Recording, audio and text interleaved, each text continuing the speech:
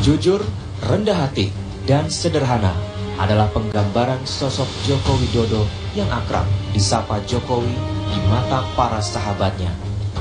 Sulung dari pasangan Noto Miharjo dan Sujiatmi ini lahir di Surakarta, Jawa Tengah 53 tahun silam. Ayahnya berasal dari Karanganyar, sementara kakek dan neneknya berasal dari sebuah desa Boyolali. Pendidikan Jokowi kecil diawali masuk SD Negeri 111 Tirtoyoso yang merupakan sekolah untuk kalangan menengah ke bawah. Kondisi hidup yang pas-pasan memaksa Jokowi harus bekerja keras dari mulai berdagang, mengojek payung, dan menjadi kulit panggul untuk mencari uang sendiri demi keperluan sekolah dan uang jajan. Kecewa karena tidak diterima di SMA pilihannya, SMA 1 Solo, tak membuat Jokowi berkecil hati. Jokowi terus berprestasi dengan peringkat 1 selama 3 tahun di SMA Negeri 6 Solo. Selain prestasi belajar, Jokowi juga pekerja keras. Jokowi mengawali karirnya di dunia mebel dengan menggergaji kayu sejak umur 12 tahun. Penggemar musik metal ini merupakan lulusan Universitas Gadjah Mada, jurusan Kehutanan.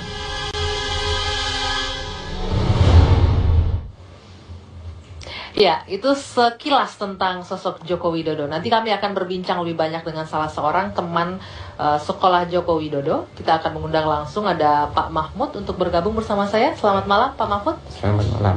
Iya, nanti kita akan cerita ya Pak soal Pak Jokowi, tapi usai jeda saat lagi Meja Bundar akan kami lagi.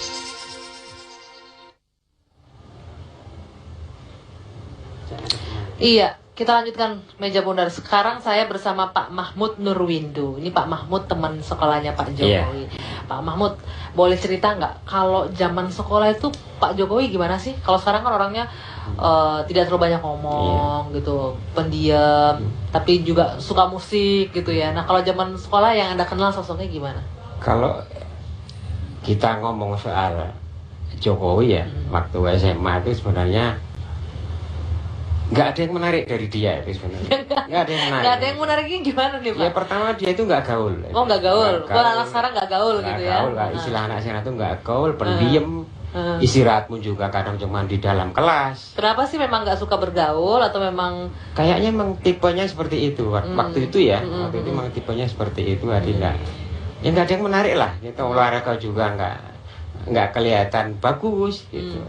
Cuman hebatnya dia tuh pandai itu aja. Oh di pendidikan akademiknya bagus. Pendidikan akademiknya bagus. Nilai-nilainya bagus terus. Cuman waktu-waktu awal saya kenal beliau itu ya kelihatan kelihatan dia itu kayak punya sesuatu beban. Jadi beban yang akhirnya saya tanya, kenapa kok kayaknya kok nggak kayak teman yang lain ceria gitu ya. Kenapa? Ya karena dia nggak diterima di SMA 1. Waktu itu Jokowi dari SMP 1. SMP 1 Solo itu adalah SMP 1 favorit saat itu ya. Mungkin sampai hari ini juga masih favorit. Kalau nggak muridnya pandai, pasti anak orang berada. Nah, Pak Jokowi ada yang mana yang pandai atau orang berada? Termasuk dua-duanya. Dua-duanya pandai dan saat orang itu berada. ya, ukuran satu beliau masuk dua-duanya. Dan rata-rata anak SMP 1 itu boleh dikatakan 7% itu jalurnya SMA 1. SMA pasti ya, favorit ya. Jadi waktu itu ternyata setelah saya tanya-tanya, dia memang nggak ngaku sebenarnya sih nggak ngaku. Cuman karena saya punya teman di SMP 1 juga yang tetangga saya, ternyata dia itu punya kelompok belajar sekitar 4 atau 5 orang lah waktu itu. Ternyata Jokowi itu satu-satunya yang nggak diterima di SMA 1. Di SMA 1. Itu yang buat dia terpukul. Ya dia benar. Jadinya pendiam ketika setelah saya itu dia itu kayaknya terpukul itu. Terpukul mungkin juga istilah anak sekarang mungkin galau lah gitu. Galau Jokowi itu galau saat itu. Terus ya saya coba ngobrol. Saya coba ngobrol. Bahasanya kamu dengan satu senasib. Gitu. Artinya apa? Saya juga diterima di SMA 1. Kenapa kita harus gini? Tapi ternyata itu belum mampu untuk memompa semangat dia. Baru masuk SMA 6 itu sebulan kalau nggak salah dia jatuh sakit. Sempat sakit juga. Ya sakit tipes. Karena terlalu memikirkan itu. Ya mungkin terlalu memikirkan itu. Tapi di balik itu kayaknya ada suatu hikmah besar buat Jokowi. Kayaknya. Apa itu? Dicerita nggak sama Jadi Bapak? ternyata saya lihat kalau saya bilang anak ini aneh gitu ya. Aneh, maksudnya gimana? Ya, ketika posisi dia itu masih belum sembuh benar, artinya belum sembuh benar dan belum masuk, tiba-tiba dia datang ke rumah saya, pinjam catatan. Loh, kamu kan masih sakit, saya nggak mau ketinggalan. Gitu. Wah. Saya nggak mau ketinggalan. Tidak hanya pinjam catatan, dia juga nanya, kalau bahasa Jawanya, mau gurunya ngomong apa? Gurunya ngomong apa gurunya aja. bicara apa? Karena dia ikut. di samping kan waktu itu pakai istilahnya blapak gitu ya. Apa kalau sekarang whiteboard, kalau dulu kan pakainya yang hitam itu, pakai kapur itu. Kan tidak hanya semuanya ada yang dibicarakan. Itu dia ditanya, nanya juga ke saya. Orangnya bekerja keras juga ya. Ya, saya cuma ngomong orang gagas aku gitu. Akhirnya saya nggak mikirin gitu. Pokoknya ada catatan ini ya kamu bawa aja. Oke. Nah, gitu. Pak Mahmud ini juga teman sebangku ya Pak ceritanya. Ya, saya teman sebangku. Ada yang mungkin yang cerita lucu, yang berkesan dari seorang Jokowi yang Bapak ingat Pak? Kalau Jokowi yang saya ingat waktu sebangku itu bikin saya terkaget-kaget mungkin ya, terlonjak-lonjak kali malah. Apa tuh? Ketika itu ulangan. Ya karena kita masih kelas 1, mungkin masih pelajaran biasa. Ketika ulangan, kalau nggak salah ulangan matematika atau apa itu. Yang bikin kaget apa? Ya, cilakanya saya nggak bisa waktu itu. Nggak bisa jawab soal? Nggak bisa jawab soal, Jokowi bisa gitu. Saya lupa nanya. Pakai bahasa Jawa kan ya. Aku tak nirun jawabannya apa. Yang saya bikin kaget itu ekspresinya dia itu saya bikin terus jalan. Apa Pak ekspresinya? Dia langsung begini nutup begini. Iya, jawabannya langsung ditutup apa Jokowi? Kertasnya dinaikkan. Kertas dinaikkan. Nggak dikasih contekan. Wah ya udahlah ya. Tapi saya nggak pendendam sama dia. Udah mungkin dia memang karakternya seperti itu. Nah pernah nggak mungkin gantian nih Pak Jokowi nggak bisa jawab Bapak mau ngasih contekan? Ketika pernah pelajaran fisika. Nah kebetulan mungkin faktor kalau orang Jawa faktor bejo ya, faktor artinya faktor beruntung. Saya bisa. Saya nyoba nanya ke dia, bisa nggak? Ora iso gitu. Nurun po gitu, nurun apa? Kalau mau nyontek mau lihat apa, mungkin enggak. Dia ngomongnya apa? Gopo gitu. Gopo itu kalau sekarang ya buat apa gitu. Nggak mau nyontek. Ternyata anak ini konsekuen gitu. Dicontekin nggak mau, nyontek juga nggak mau. Jadi moral ceritanya adalah itu sejak saat itu saya ingat, memang ini anak ini memang jujurnya luar biasa kalau gitu. Padahal kalau dibandingkan saya mungkin bumi langit. Dia nanti kita lihat ya Pak ya. Jadi moral ceritanya lah jujur dari zaman SMA-nya. Oke, kita lanjutkan nanti Pak ya. Usai jeda saat lagi di meja bundar. Jokowi itu murah senyum. Jadi maaf, gigi itu nggak pernah ketutup. Tetapi yang saya sayangkan, biasanya orang-orang pandai itu tidak banyak teman. Itu betul. Biasanya kan Pak Jokowi itu gitu. Karena dia satu bangku pun nggak bisa bersahabat waktu SMA loh. Tapi kalau sudah lulus nggak tahu. Gitu.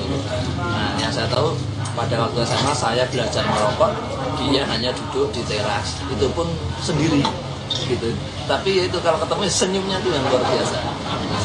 Yang saya tahu itu. Nah, kalau masalah pelajaran ya mestinya namanya saingan ya dia belajar usaha sendiri, nggak boleh disontek, itu pasti. Dan lagi kalau orang pandai seperti Pak Jokowi, maaf Jokowi itu tetap tidak gaul, sama sekali nggak ada ya. Ya, kita lanjutkan. Tadi itu pernyataan dari salah seorang temannya Pak Jokowi juga, yang sama orangnya pekerja keras itu Pak ya. Dan memang tidak banyak ngomong dari dulu. Ya, sebelum kita masuk ke tidak banyak ngomongnya, balik lagi nih Pak, apa sih yang Bapak ambil dari seorang Jokowi yang tidak mau memberi contekan tadi? Apa yang positif yang Bapak ambil? Ya, sisi positif dari itu saya bisa ambil pelajaran. Ternyata Jokowi itu menomorsatukan kejujuran dari sana adalah modal utamanya buat dia.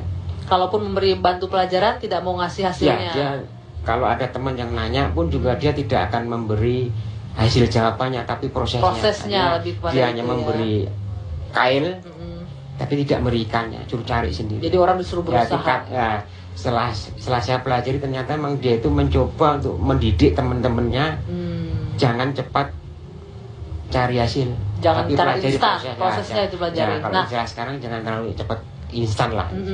Nah, terkait hal ini juga nih Pak Mahmud, katanya Pak Jokowi ini juga pernah anaknya tidak lulus di salah satu SMA, tapi dia tidak menggunakan posisinya, tidak lolos masuk SMA yang dituju, tapi enggak. Kalau nggak salah itu tahun 2006 kalau nggak salah ya, kalau saya ingat itu Pak Jokowi kan punya 3 anak.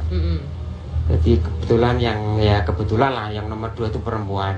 Jadi nggak sekolah jauh-jauh lah. Ya mungkin ngikuti jejak orang tuanya lah.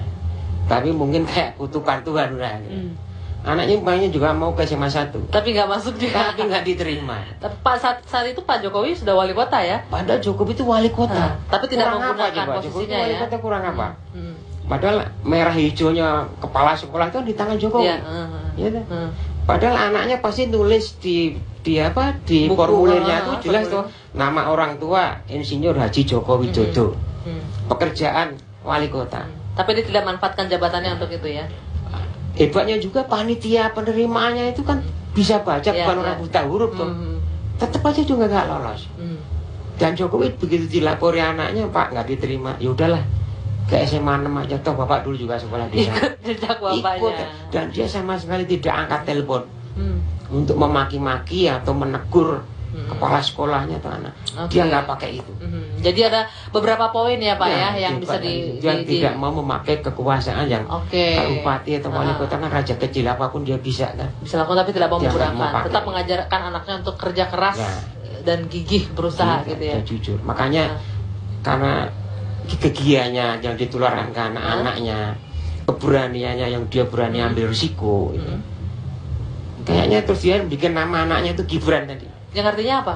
Gigih dan berani. Gigih dan berani itu. Oke. Baik Pak Mahmud, terima kasih sekali. Saya yakin juga pasti punya banyak cerita yang ingin dibagi kepada penonton kita malam hari. Tapi karena waktunya terbatas. Tapi terima kasih sudah berbagi bersama kami malam ini Meja Bundar, dan sebelumnya juga ada teman-teman dari Prabowo Subianto, dan mudah-mudahan bisa apa yang kami tayangkan ini bisa menjadi referensi bagi Anda untuk menentukan pilihan 9 Juli nanti pada Pilpres 2014.